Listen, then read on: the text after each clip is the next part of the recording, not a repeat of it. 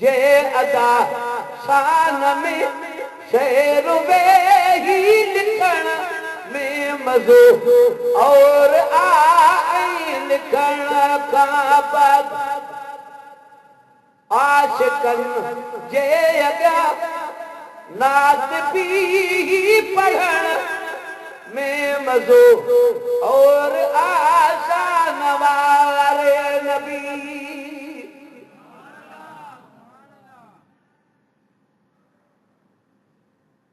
ओ मुस्तफा जा लिखी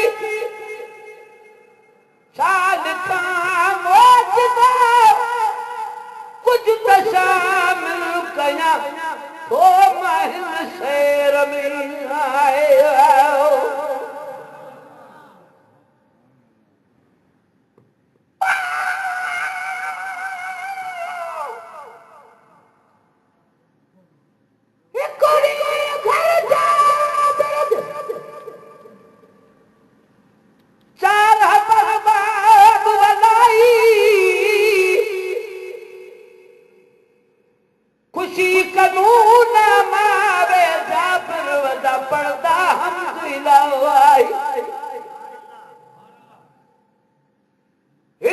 बकरी पकड़ के भक्ति ने लगी दाम पकावण माई नंढे वीर वॾे वीर जे गर्दन ते बकरी वांगुरु छुरी त चलाओ आई थई जुदा गर्दन बचड़े दी मां देख ते भजदी आई मां ते डर खोफ कनू चढ़ कोठे ते बाल थी आवल रहो आई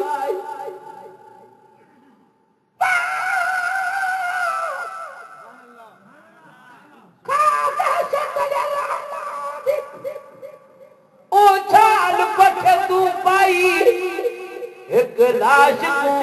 चाई आई यारो जा प्यार शहादत पाओ आई देख के जाबिर भजदा आंदा मता कूक करी हुन काई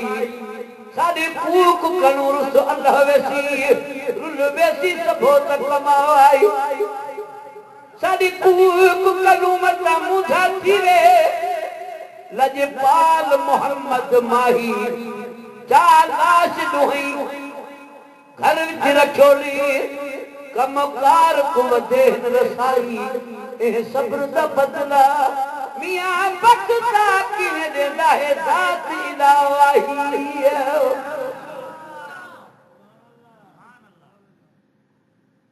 मुस्तफा दा लिखी साल का मौजज़ा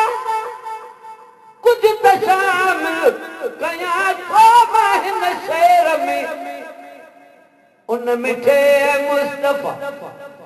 जूं मिठियूं ॻाल्हियूं फरमान अली उन मिठे मुस्तफा जूं मिठियूं ॻाल्हियूं वेही मोमिन ॿुधण में मज़ो और आशान वारे नबी जे अदा शान में शेर वे ही लिखण में मज़ो और आशान वारे नबी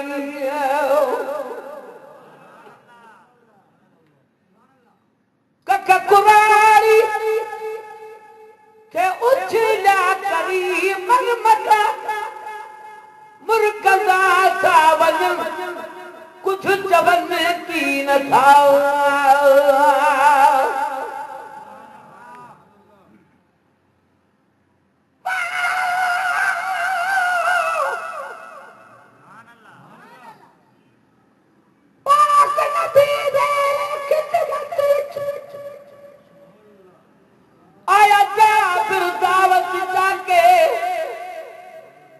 साईं फरमाया सदगुण ना बाला कुएं का सुदावत गद तबलावा के जाबरा का साईं निज पे साईं क्या और जगा के जाबर आका नहीं जागन वाले आसरा साईं दे निगाहते फिर भी गया घर जाबर दे लजपाल कदम फरमा के अल्लाह पाक ॾोही बाल उठाए मेरे मदनी साईं जा दुआ वास्ते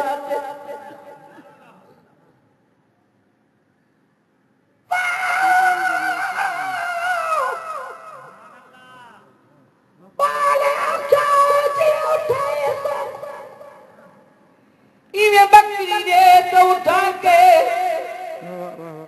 बकरी का नासा खेल से हसे अपना रूह दिलावा के हदियां चुड़पुड़ साईं कठे कराया अल्लाह पाक दी ओ उठा के इवे रब राजी होता अपना बख्शता मेरे मदनी साईं दे दुआ दे आए कख कुराड़ी के उछलिया करीम मदा मुरकदा था वजन कुछ जबन की न था सावरी आहे भी मार बदकार थी सावरी आहे भी मार बदकार थी व्यो पिरी सस पुछना में मजो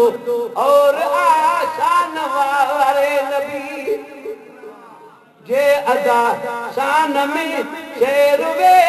ही लिखना में मजो और आशान वारे नबी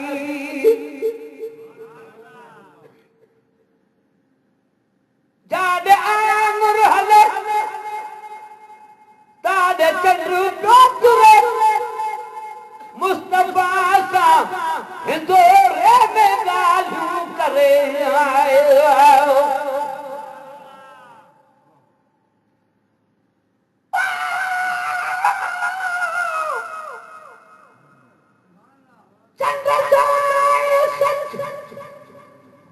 मठिया मूर न भाई कदे उभरी सनड़ो कदे उभरी गच जेको तुझे मुंह में मरे मत सो तपदम फिरिया जे पेर में चंद्र चवाए हक मठिया मूर न भाई अजूं अख लतीफ चए एक अखियूं ऐं बे नक तो में नाहे पेशानी फिरी जी चंद्र चोॾीअ जो फिरी तूं सह सह करी सिगार पलक न पाड़िया फिरियसी हीला करी हजार चंद्र तुझी सजी जमार मुझे दिल पर जो दम न रही जादे आंगुर हले तादे चंद्र बाजुरे मुस्तफा सा हिंदोरे में गालू करे लाल वारो ईसा रोथे पानी मथा लाल वारो ईसा रोथे पानी मथा वो पत्थर जे चरण में मजो और आसान वारे नबी जे अदा शान में शेर वे ही लिखना में मजो और आशान वारे नबी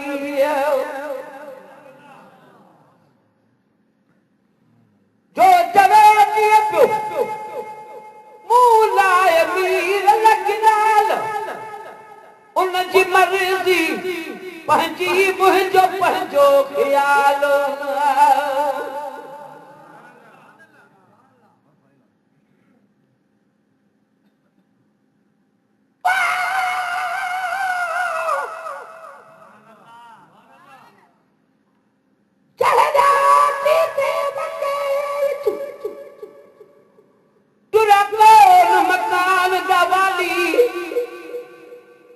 कर कुल मंजिल आप हते विच शहर मदीने आवाली सारे लोग मदीने वाले खड़े हैं राह विच दीदा पाली हर कोई आके मेरे घर नू करो साईं कदम दी रज पाओ वाली पर हिक माई मुश्ताक होई मुद्दत तू साईं दे नाल दी कमली गाली पर अजबो अर्ज न कर सकती बेटी दिल विच बाहें बाहो वाली आखे पई अपनी दिल को मेरी है कखां दी झुगड़ी सुना है अरशां दा वाली केड़ी गाल दी मैं हुज्जत हलां जो हाँ बाबी तजड़े वाली देखे राजा हर दिलदा साईं किसी जा गाल हिमराली मैं देंदा हाँ छोड़ बुहार दाची दी जित वंज बहे इहा मत वाली जित वंज बहसी दाची बखता मैं उठ लगा जदी किस्मत होती उबावाली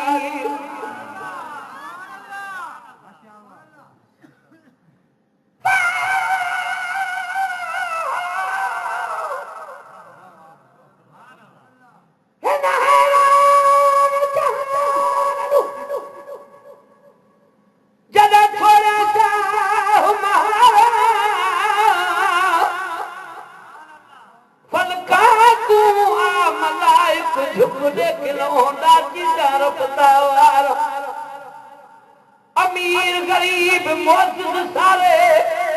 इन जा लोग हजारा हर कई अपने घर नो किता दाची पुछरू तवार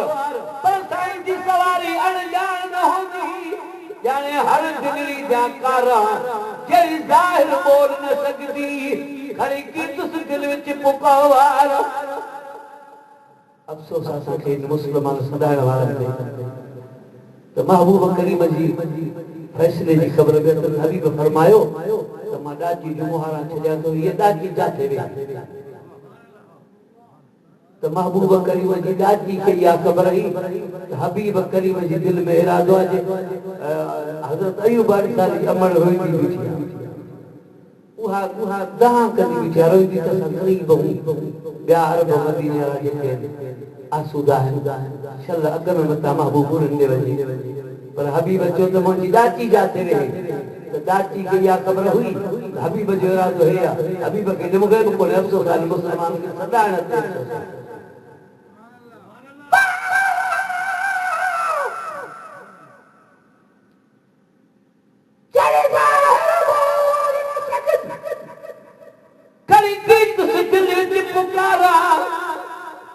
दाची फिर दी टुरदी आ बैठी ओ झुकड़ी अगू थी गई झुकड़ी बाग बहारा सबई बुस्ता सदके क्यों ओ झुकड़ी तू जिता लाया नबी दरबारा चुमकर कदम हो दाची से बखता जो माई किता ये गुफ्तारा जो जवानी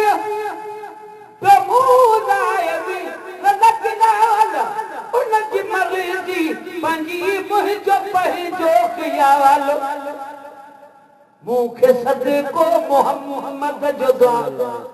हथ खणी मुखे सदको मोहम्मद जो दुआ हथ खणी मुखे सदको मोहम्मद जो दुआ हथ खणी दीदो रब का घुरा में मजो और आसान वारे नबी जे अदा शान में शेर में ही लिखना में मजो और आई लिखना का बाद सदाकत आशिकन में जे अगा नात भी पढ़ना में मजो और आशान वारे